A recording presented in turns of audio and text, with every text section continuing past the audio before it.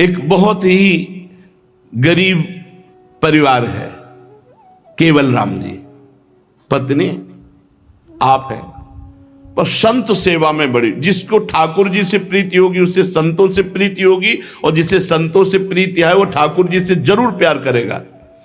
अब उनके यहां जब कोई संत आते तो मेहनत मजदूरी करके वो जीते थे।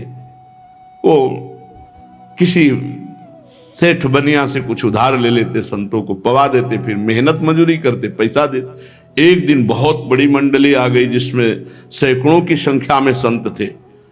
नाच पड़े, पर सैकड़ों संतों को कैसे पवावे गरीब आदमी। तो किलो 2 किलो तो कोई उधार दे देता था, लेकिन जहां एक मन की बात आई तो एक था जो बड़ा स्वार्थी प्रवृत्ति का था। उसने कहा हमारा कुआं खोद दो, हम जितने संत आए सबके भोजन व्यवस्था कर देंगे। पक्का, हम पति पत्नी मिलकर कुआं खोदेंगे, आप हमारे संतों को विमुख न जाने दीजिए। घी आटा डाल दिया, बना करके संतों को पवाया। संत रात भर रुके, खूब नाम कीर्तन कथा भगवत चर्चा हुई और वो चले गए। प्रातः काल से शुरू किया। उनकी जानते हो मजदूरी कैसे होती थी? तसला उठाया तो राम, फावड़ा चला रहे तो राम। पत्नी ऐसे तसला उठा उठा करके बाहर फेंकती, फिर जैसे जैसे गहरा होता गया रस्सी बाल्टी से रजनी खींचना, वो राम राम राम ऐसे करके फावड़ा चलाते। अब वहां बहुत गहरे में पानी है, कहीं कहीं बहुत गहरे, कहीं 15 हाथ में आ जाएगा, कहीं 20 हाथ में आ जाएगा, कहीं 30 हाथ में आ जाएगा, अलग अलग जगह का पानी का होता है। तो जब 20 हाथ नीचे गए तो वहां बालू वाली मिट्टी मिली। तो ऐसी जगह लकड़ी और तख्तों का प्रयोग करके उसे रोकने की व्यवस्था करके फिर नीचे जाए। अब वो गरीब आदमी और वो स्वार्थी आदमी, उसने कोई ऐसी व्यवस्था नहीं की।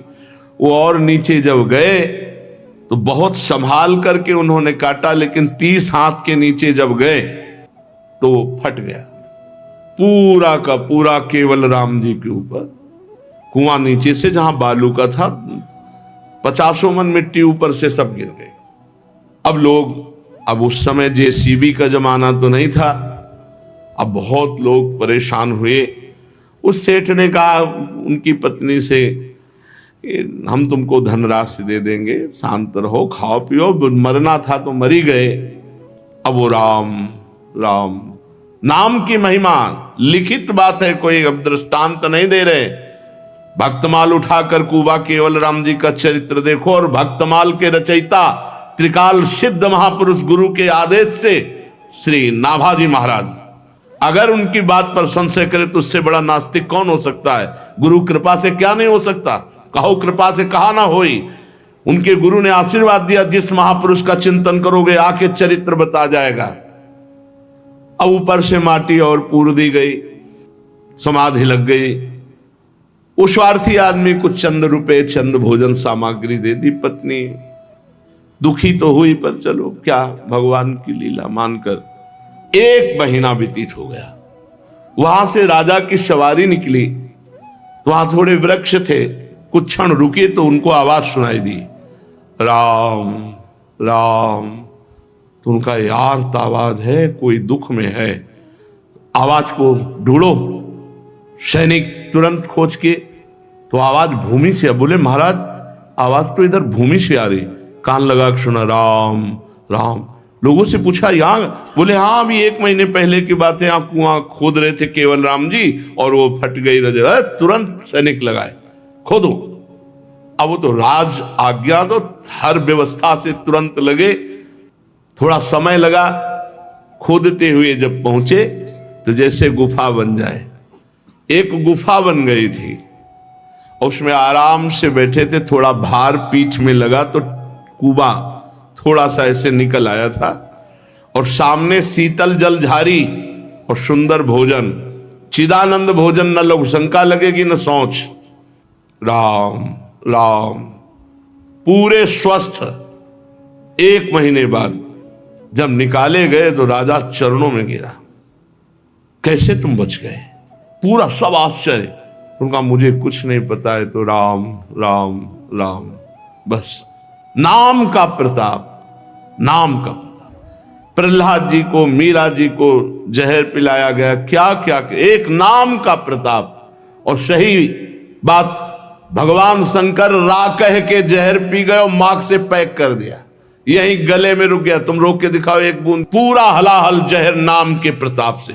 ये कोई कहानियां नहीं। अच्छा, दुनिया कहानियां समझे, हम तो छाती की बात कहते, पूरा जीवन इसी में है और इसी में है, इसी में है, तब उसी के अनुभव की बात कहते हैं। हम कोई प्रवचन केवल नहीं कर रहे, छाती के अनुभव की बात करते हैं। और जिनको नाम का भरोसा ना हो ना, अपने को समझते हो ना, आओ थोड़ी देर बैठ करके हमसे बात करो, बात करो, हम तुम्हें अपनी दृष्टि से देखेंगे। अगर तुम्हारी समझ में ना आ जाए कि नाम क्या चीज है तो बताना हमको। दृष्टि अलग अलग होती है। तुम खिलवाड़ मत समझो नाम जापक को, खिलवाड़ मत समझो भगवान के नाम को। पूज्य श्री जयदयाल गोविंदका जी को लिखते हैं, अब हमारी स्थिति नहीं रही कि हम संपादन करें, हमें आदेश कीजिए, हम गंगा किनारे एकांत में बैठकर नाम में डूबना चाहते हैं। पूज्य राधा बाबा, बड़े ज्ञानी, तपस्वी, तेजस्वी महापुरुष, जो अहम ब्रह्म के सिवा कुछ सुनना नहीं चाहते, जानना नहीं चाहते, वो महापुरुष पूज्य जयदयाल गोविंदका जी ने कहा, कभी गीता वाटिका में एक बार हनुमान प्रसाद पोद्दार जी से मिलिए। उनका मुझे मिलने की किसी से आवश्यकता नहीं, बहुत कट्टर स्वभाव। संयोग बात भूल गए। कुछ समय बाद गोरखपुर में श्री गीता पृष्ठ का कोई उत्सव था, तो गीता पृष्ठ के उत्सव में आए तो उनको याद आया, बोले फिर एक बार दर्शन करते हैं। जीवन को बदलना था ना बाबा के। पहुंचे, बाबा ऐसे सहसा किसी को नहीं देखते थे, ग्रीवा ऐसे रखते थे। तो सीढ़ियों पे बैठ गए भाई जी और श्रद्धा। ऐसा नहीं था, कहा था जयदयाल जी ने, देखें कौन है क्या है। भाई जी धोती कुर्ता चश्मा सीधे साधे आए। बाबा ने नेत्र उठा के नहीं देखा, चरण ऐसे इस पर, ओए हनुमान प्रसाद पोद्दार आपके चरण छू रहा है। सन्यासी रूप में बाबा जी भी चरणों में स्पर्श किया। खत्म अहम ब्रह्मास्मि। ब्रजेंद्र नंदन सामने, तो आंख खोल के भाई जी को देखा, तो बाबा ने कहा ये तो संग का असर हो गया। अब हमको यहाँ नहीं टिकना, यहाँ कीर्तन हो रहा है, हमको दूर कहीं वास दो, अभी हम रुकेंगे यहाँ पर, दूर वास दूर। हाँ, जैसी व्यवस्था। भाई जी ने कहा कहाँ जाओगे दूर बच करके, संक्रामक रोग चढ़ गया तुम्हारे ऊपर। बड़ी कृपा।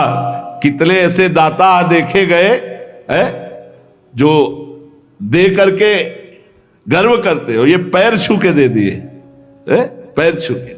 दाता तो पैर छुआ के देता, और ये दाता पैर छू के दिए। सच्ची ये नाम का। भाई जी इतनी ऊंची स्थिति के महापुरुष, लेकिन प्रारंभ कहां से साधना हुई, खूब अच्छे से जो उनके जीवन चरित्र को पढ़े, जब नजर कैद थे वही नाम शुरू किया। नाम से, नाम से। पूज्य राधा बाबा को लगा कि यहां का वायुमंडल भक्ति परक है, नाम कीर्तन चल रहा है। अब उनके अंदर चलने लगा वही नाम।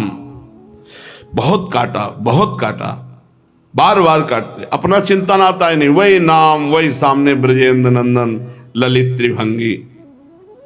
हार गए बाबा, हार गए, जीत गए नाम महाराज, और अंदर नाम चलने लगा।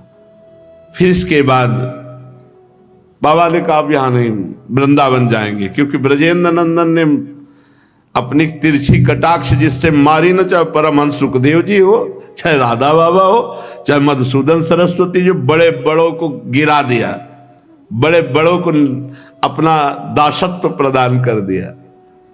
भगवान सच्चिदानंद जी की बड़ी मंगलमयी लीला, जब देखा कि गोकुल में बड़े बड़े उत्पात हो रहे हैं, तो ब्रजवासियों की संगोष्ठी हुई। बड़े बूढ़े ब्रजवासी समनंद बाबा को बीच में बैठाल करके सलाह की। छठवें दिन पूतना का आना, शकट का गिर करके फिर भी लालजू को बच जाना, तृणावर्त का भगवान को आकाश में उड़ा ले जाना, फिर भी बच जाना, कई ऐसे विघ्न उपस्थित हुए। तो उनको लगा कि हमको स्थान परिवर्तन करना चाहिए। तो उपनंद जी ने कहा कि बिल्कुल ठीक बात है, लाला के लिए सब कुछ सहा जा सकता है। अपने लाला की रक्षा के लिए हमको गोकुल छोड़ देना चाहिए, क्योंकि हमें लगता है असुरों को पता चल गया है, तो स्थान परिवर्तन कर देना चाहिए। तो उपनंद जी से पूछा कहां चला जाए? वृंदावन चला जाए। वृंदावन नाम का एक वन है, उसमें छोटी छोटी बड़ी बड़ी बहुत कुंज निकुंजे, बहुत से वन हैं, खूब हरा भरा वन है, बड़ा पवित्र पर्वत, घास, हरी भरी लता वनस्पतियां, ये सब हमारे पशुओं के लिए बहुत हितकारी रहेगी। गोप गोपी और गायों के लिए सुविधा का ही नहीं, परम पवित्र सेवन करने योग्य है। यदि आप सबको हमारी बात जचती हो तो आज ही हम चल देते हैं वृंदावन के लिए, देर ना की जाए। अब तो सब ब्रजवासी कितना प्रेम करते हैं, किसी को भी अपने मकान महल से प्रीति नहीं। पूरा गोकुल दिव्य उत्सव ही मनते रहे हैं। नंद बाबा का दिव्य भवन, सब ब्रजवासियों के दिव्य, सब छोड़ दिया। लाला के निमित्त सब छोड़ दिया। छकड़े जोते गए, आगे लाखों गोप सेवक गौओं को लेकर सब अपनी अपनी दल की दल, आगे गौएं और पीछे छकड़े, ऐसे चला जाए। उपनंद की बात सुनकर सभी गोपों ने एक स्वर में कहा बहुत ठीक, बहुत ठीक। सबका एक ही मत था। सब लोगों ने अपनी झुंड की झुंड गायें इकट्ठी की। छकड़ों पर वो थोड़ी सामग्री ला दी गई जो 2-4 दिन भोजन की व्यवस्था हो सके। सब वृंदावन की यात्रा के लिए तत्काल तैयार हो गए। ग्वालों ने बूढ़ों, बच्चों और गोपियों को, सामग्रियों को छकड़ों पर, उनके पीछे लाखों सैनिक धनुष, बाण, तलवार, ढाल बड़ी सावधानी से लेके चल रहे।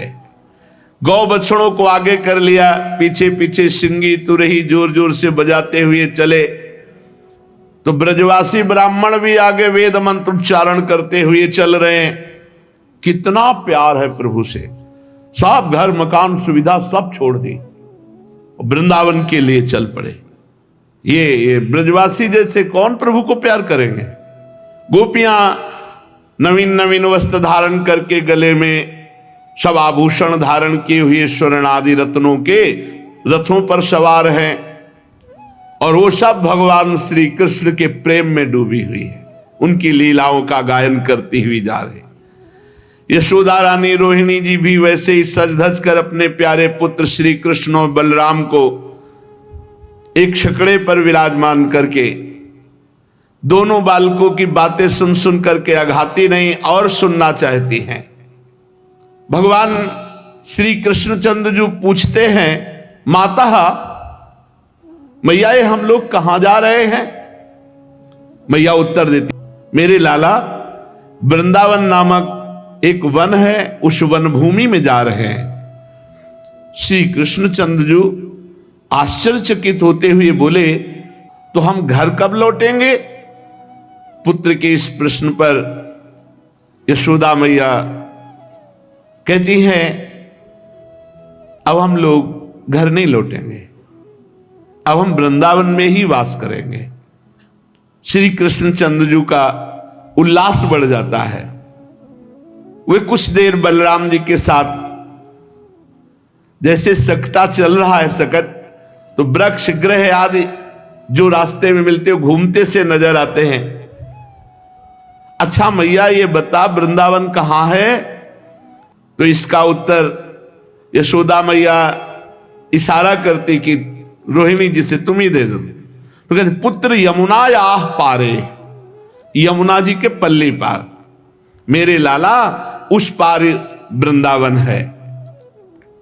फिर तो श्री कृष्णचंद्र जी रोहिणी जी से ही पूछते हैं, लघु माता ठीक है, वृंदावन में ऐसी कौन सी सुख संपत्ति है जो हम लोग अपना घर छोड़ करके वहां जा रहे हैं? रोहिणी मैया बोली, पुत्रो क्रीड़ा स्थानानि क्रीडनकानि च बहूनि सन्ति मेरे लाला बहुत सुंदर सुंदर स्थान खेलने के लिए हैं, बहुत सी क्रीड़ा सामग्री वहां है। ये उत्तर सुनकर तो श्री कृष्णचंद्र आनंद से नाच उठे। हमको तो वृंदावन जाना है। कदाचित सकट पर न होते तो अभी वो दौड़ करके निकलते। जब रथ सघन वन के पथ से जाने लगता है, उस समय जननी एवं पुत्र का मनोहर संवाद सुनने योग्य है। जानकर अनजान बने हुए भगवान श्री कृष्णचंद्र जी अबोध शिशु की भांति प्रश्न पर प्रश्न करते जा रहे, और मैया भी हंस हंस कर उत्तर दे रही। श्री कृष्ण ने पूछा, ये कौन सा वृक्ष है मैया? मैया कहती, पीपलहा, ये पीपल का वृक्ष है। श्री कृष्ण, ये कोटि अंडों को प्रसव करके अंगों में लपटाए हुए कौन सा वृक्ष है? जननी ने कहा कि सोदुम्बराख्या, ये गूलर वृक्ष है। गूलर में फल लगे रहते ना, गूलर फल है। श्री कृष्ण ने कहा, ये जो बड़ी बड़ी जटाएं रखे हुए वृक्ष है, ये कौन सा वृक्ष है? घन जटा व्याप्त मूर्तिर, तो बोले वटहसा, ये बट वृक्ष है। अच्छा मैया, इस प्रकार वन में जाते समय की विचित्र प्रश्नावली, जननी पुत्र का ये मनोहर संवाद गोप गोप सुंदरियां सुनती हैं और अब मानो अमृत में डूब जाती हैं। आश्चर्य है कि अपने अपने रथ पर प्रत्येक गोप सुंदरी को श्री कृष्ण का रथ अपने ही नजदीक लग रहा है। लाखों रथ, लाखों छकड़ों में सब बैठे, पर सब ऐसे ही जैसे निकुंज में श्री प्रियालाल विराजमान हैं। असंख्यों सहचरियां हैं, तो हर सहचरी के सामने प्रिया प्रीतम है। ऐसा नहीं कि पीछे वाले को बड़ा उचक करके परेशानी हो रही हो कि अब हमारा तो नंबर ही नहीं लग रहा दर्शन में। सब सखियों को सेवा, और सब सखियां सीधे प्रिया प्रीतम को देखती, कोई बीच में आड़ नहीं होती। ऐसे ही एक छकड़े पर कृष्ण बलराम है, लेकिन वो छकड़ा सबके समीप चल रहा, सब बातें सुन रही प्रभु की, सब आनंद मगन हो रही है। आगे बढ़े, मैया ये रंग बिरंगा पक्षी कौन है? लाला ये मयूर है। अच्छा मैया, तो ये कुहू कुहू कर बहुत मधुर गाने वाला कौन है? बोले ये कोयल है, ये कोकिल नाम का पक्षी है। ये ठीक मनुष्यों की भांति वाणी में बोलने में कौन समर्थ है? तो बोले शुक सारिका है। ये पुष्पों का पराग पीने वाला कौन है? इसे भ्रमर कहते हैं। ऐसे कृष्ण बलराम बातें करते हुए जो देखते हैं मैया से प्रश्न करते हैं। सब आ गए श्री यमुना जी के पावन तट पर। मैया नीलमणि श्री लालजू को कलेवा कराती है, पर इतने सरल कहां है कि शांत बैठकर कलेवा कर ले। कभी कलेवा करते भाग पड़ते हैं किसी वृक्ष की तरफ, किसी पशु पक्षी की तरफ, मैया फिर पकड़ के लाती है। भाग क्यों पड़ते? सब सखाओं को बुला लिया, फिर एक साथ बैठकर भगवान भोग आरोग रहे हैं। सकट ऐसे मंडलाकार खड़े किए गए हैं, और बीच में सब बड़े सुंदर सुंदर शिविर कपड़े के ऐसे, जिनमें सब शयन कर सके। सकट समूह क्रमशः कालिंदी यमुना जी के तट पर ऐसे लगाए गए मानो कोई पहाड़ हो, श्रेणीबद्ध यमुना के तट पर।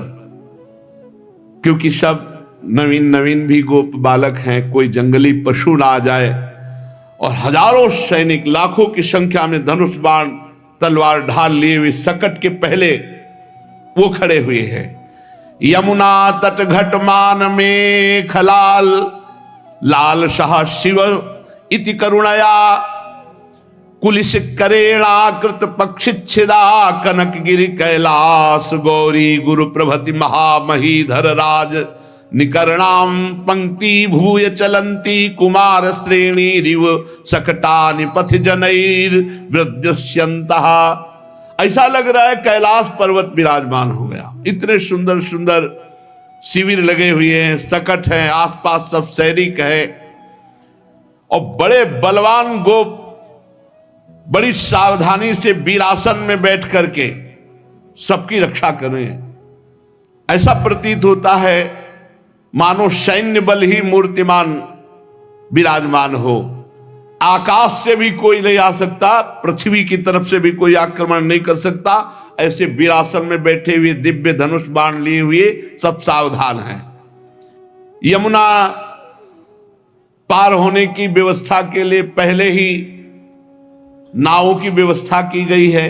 बाबा ने पहले से ही व्यवस्था रखी। अब रात में सब वहां शयन कर रहे हैं। 4 पहर विश्राम किया। चारों ओर वस्त्रों के जो गृह तंबू हैं, अगणित चंदोए हैं, सब सुंदर सुंदर दुग्ध फेन की तरह गद्दे, तकिया, सब राजसी व्यवस्था, मानो वस्त्रमयी पूरी हो। बाबा के सब ब्रजवासी और गायें जो छकड़े के अंतर्गत शिविर हैं उनमें तो सब जन है। और एक और सैनिकों की व्यवस्था की गई जो रथों के द्वारा घेरे गए, उनमें गौ, लाखों करोड़ों गौएं।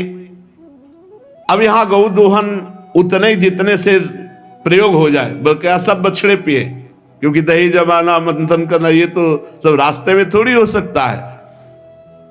मत गयन साण, वो तो अपनी पैरों से, और फिर रम्हाना, बलि, सब ये साण आदि, बछड़े आदि, ये बड़े बलवान हैं। वृद्ध गोप बड़ी सावधानी से उतना ही दूध निकाला जो पूरी समाज को, ब्रजेंद्र, उपनंद, अभिनंद, सनंद, नंदन, ये विशिष्ट हैं, पूरी मुखिया हैं ब्रजमंडल के। ये सब निरीक्षण करने में लगे हो, किसी को कोई परेशानी तो नहीं है, किसी को कोई आवश्यकता हो, ऐसे। अब यमुना जी में सहस्त्रों नावें इकट्ठा कर ली गई। आदेश हुआ नंद बाबा का, तो पहले से व्यवस्था थी। श्री यशोदा मैया ने प्रातःकालीन श्री बलराम जी को, श्री कृष्णचंद्र जी को और सब छोटे छोटे जो भगवान के सखा हैं, सबको बाल भोग, मिष्टान आदि पवाया और गोद में ले लेकर के सब नाव में बैठ जाते हैं। ब्रजेश्वरी श्री रोहिणी जी श्री कृष्णचंद्र जी को एवं यशोदा मैया बलराम जी को गोद में लेकर के सुंदर नाव से यमुना जी के दर्शन करते हुए पार होते हैं। पार होते ही भगवान श्री कृष्णचंद्र जी तो खेलने लगते हैं। फिर मैया रुकती, नहीं ये यात्रा है, कहीं इधर उधर ना चले जाना, यहां जंगली पशु हैं। गोद में उठा लेती है। गोप रमणिया नाव में बैठकर मंगलमय गान करते हुए पार होती हैं। फिर समस्त वृद्ध ब्रज के जो गोपजन हैं, उनको, जवान जवान गोपजन, सब गौओं को यमुना जी ऐसे ही, गौएं तैरना जानती है, चाहे छोटा बछड़ा भी, वो भी तैरना जानता है। सब गौएं पार की गई। अब धीरे धीरे श्री वृंदावन की तरफ आ रहे हैं। वृंदावन पहुंचने के उद्देश्य से सर्वप्रथम आगे धेनु राशि चल रही, गौएं आगे चल रही। देखो गौओं की सेवा हमारे भगवान स्वयं किए हैं। असंख्य गो बछड़े हैं, सब निशंक यमुना जी के पार हुए। जिन बछड़ों के अभी सींग नहीं उठे, छोटे छोटे बड़े सुंदर, ऐसे उल्लास पूर्वक, शरीर छोटा है पर वेग बहुत है, उछाली बहुत है। बड़ा सुख मिलता है जब गाय को ऐसे गले लगा के से, लेकिन मर कहीं वो तो मत लगा गले, हाले वो सींग मार देगी। बहुत सीधी कोई कोई गाय होती है, तो जैसे ऐसे दुलार करो ना तो एक भागवती का आनंद मिलता है। लेकिन संभाल के भागवती का आनंद लेने के चक्कर में किसी ऐसी गाय को गले मत लगा लेना जो मारती है। वो पुच्छ ऊपर उठा करके बछड़े जब भागते तो भगवान को बैठे छकड़े में अच्छा नहीं लगता, वो भी उनके साथ खेलना चाहते थे, क्योंकि ये सब भगवत स्वरूप। जानते हो भगवान के समय की गाय कौन थी? श्रुति, वेद की ऋचाएं गौओं का रूप धारण किए हुए थी। गाय आगे, बीच में बछड़े, और जो नवप्रसूत बछड़े अभी नए नए, तो वो तैर नहीं सकते, तो विशाल बलवान गोप अपने कंधों पर लेकर उन्हें नाव में बैठ करके ऐसे पार करते। श्री कृष्णचंद्र बलराम अपने विशाल सकट पर ब्रजेश्वरी और रोहिणी के पार्श्व में गोधन को देख रहे हैं, यमुना जी को देख रहे हैं। ऐसे देख रहे प्रेम नेत्रों से मानो प्रथम बार देखा हो। आनंद का पार नहीं है। अपने कर कमल को नचा नचा करके कभी रोहिणी मैया, कभी यशोदा मैया को, देखो मैया वो बछड़ा, देखो मैया वो यमुना जी कैसी, देखो मैया ऐसे। कभी एकदम मैया से छुड़ा करके भाग पड़ते हैं। माताएं उनके पीछे सजग हैं, भाग करके उनको पकड़ लेती हैं।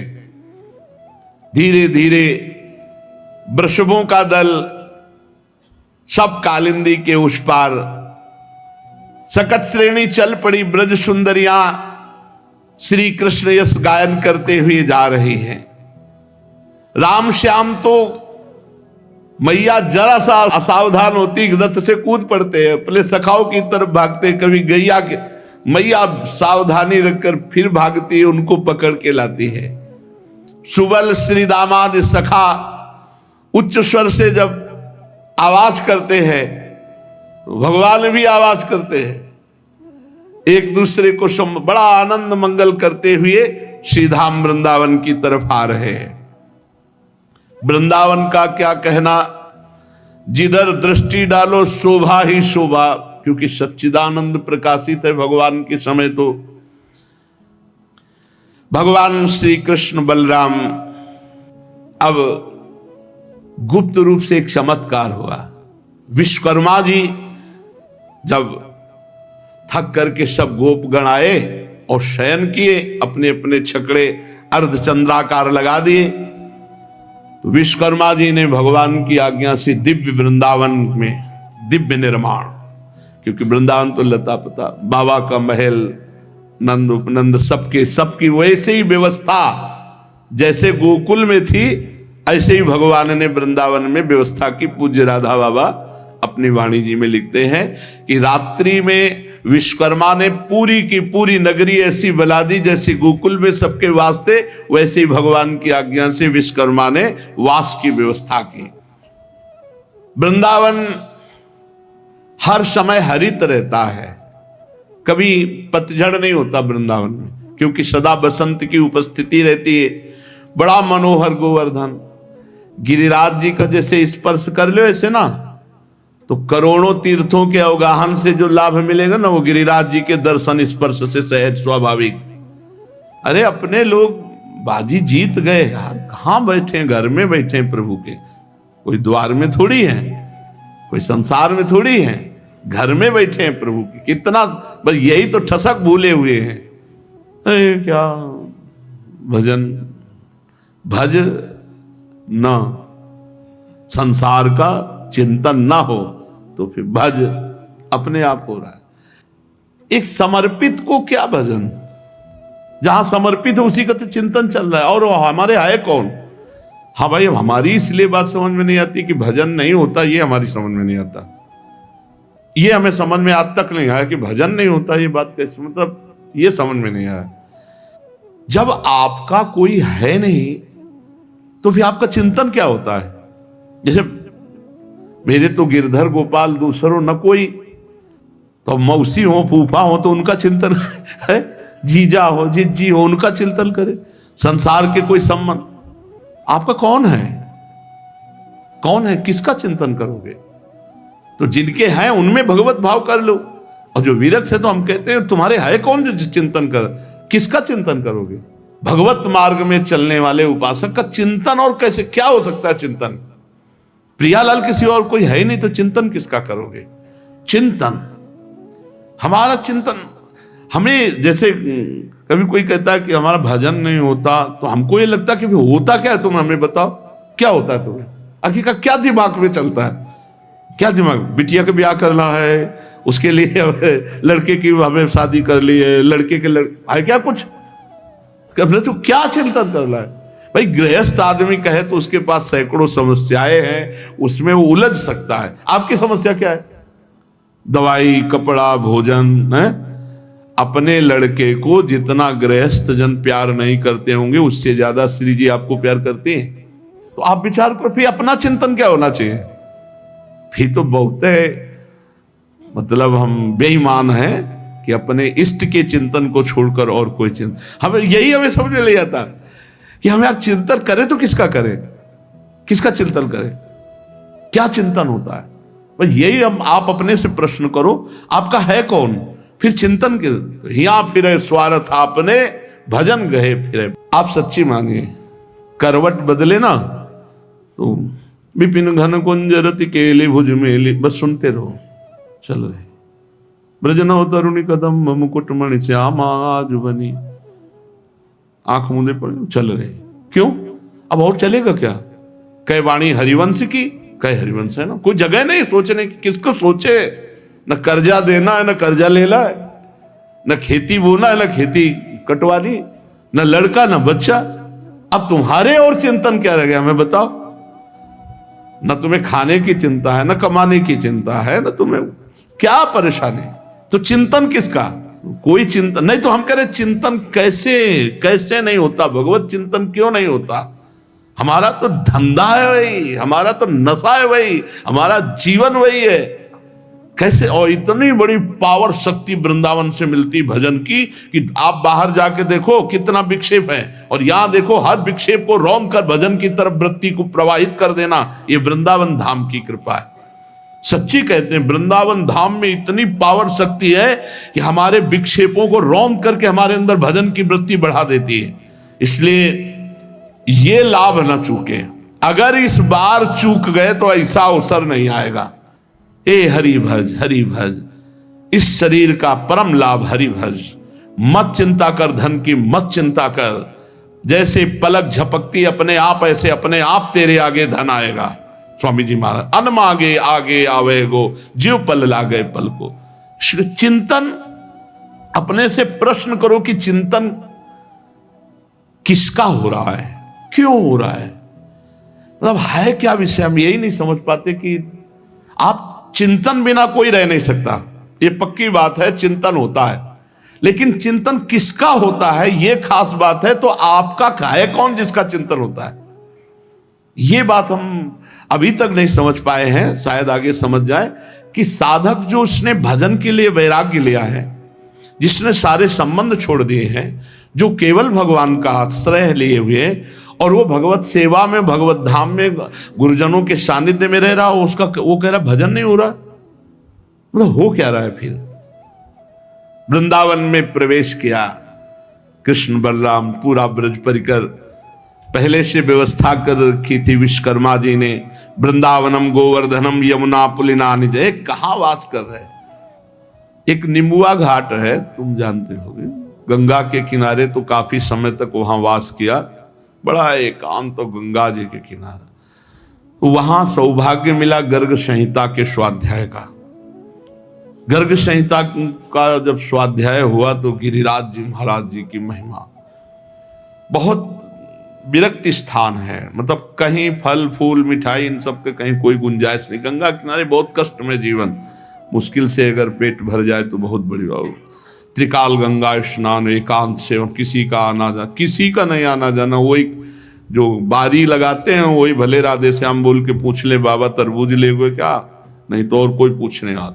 अब वही तन्मयता एकदम, तो आकांक्षा हुई थी कभी गिरिराज जी के दर्शन, कभी गिरिराज जी के एक बार दर्शन जिंदगी में हो जाए, ऐसी भगवान कृपा करें। देखो वास दे दिया, अभी चाहो अभी गिरिराज जी के चलो, अभी दर्शन, जैसे कल स्फुरणा हुई चलो वृंदावन के, अभी वृंदावन की परिक्रमा। कितना सौभाग्य, जानते हो, तरसते थे एक बार गिरिराज गोवर्धन के। जब गर्ग संहिता में महिमा पड़ी ना तो लगा एक बार गिरिराज गोवर्धन। आप कहाँ बैठे हैं, कौन सा भजन कमी है, अरे पड़े रहो।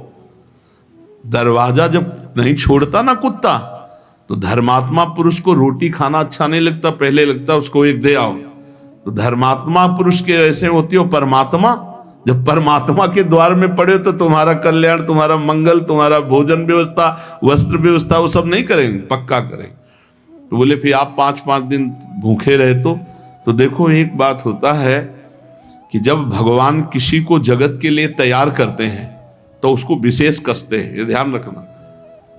इंजन में सब बहुत बोल्ट नट सब बहुत व्यवस्था होती है। डिब्बे में बैठ जाओ 100-150 वहीं पहुंच जाओगे। तो ऐसा कुछ भगवान ने इसीलिए कसा, इसीलिए घुमा के काशी से इधर लाए।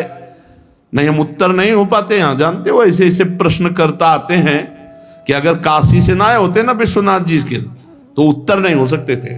ऐसे प्रश्न है, ऐसे PhD पढ़े हुए कल एक वयोवृद्ध बहुत ज्ञानी पुरुष, वो ऐसे प्रश्न कर रहे थे, अहंकार का क्या लक्षण है, इसका क्या है। अरे भाई पढ़ा है, अब कोई सब कुछ रिकॉर्ड थोड़ी है। तो हम तो ऐसे बैठ जाते हैं और प्रभु से कहते हैं सुनो प्रश्न, सुनो इसका और उत्तर दो। वही कृपा करके उत्तर दे देते। तो अगर काशी से न लाए होते तो बुद्धि में वो बात थोड़ी आती। भगवान इतना इसीलिए कसा कि आप लोगों को इतना नहीं कसना पड़ेगा, क्योंकि इंजन कस गया है तो डिब्बे में बैठ जाओ और पार हो जाओ।